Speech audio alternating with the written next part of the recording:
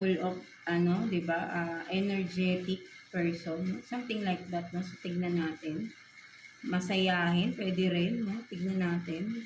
Sino ba yung tao na yan na nag-iisip sa inyo, Gemini? Tignan natin. Kuha tayo ng 2 cards here for you, Gemini.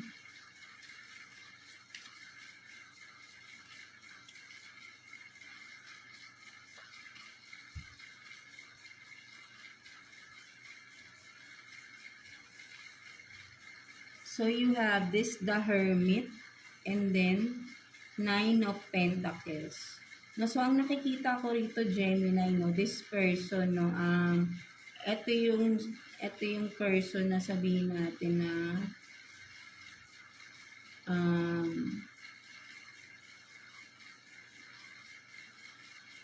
nagbigay ng, parang sabihin natin, ito yung person na, nagbigay ng inspirasyon sa inyo for some of you, Gemini, no?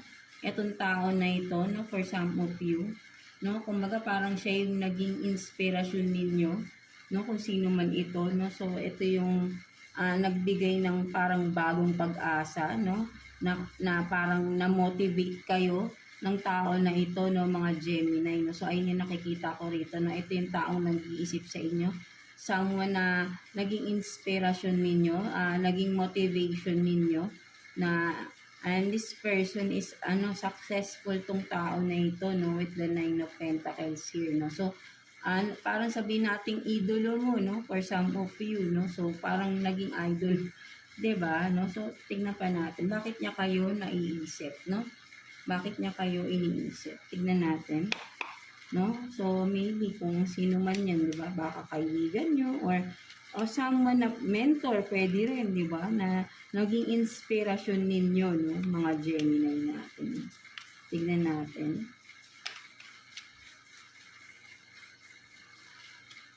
Bakit niya kayo naiisip? So, you have this 9 of Swords in reverse and then 7 of Swords in reverse. Excuse. So, ang nakikita ko rito na Gemini, no, kaya niya kayo naiisip, no, parang naiisip niya is, parang nag-aalala siya sa inyo, no, for some of you, no, kaya kanya naiisip, no, parang sabihin natin na, parang ang nakikita ko rito, Gemini, no, parang nag-aalala sa inyo tong tao na ito. I don't know, baka may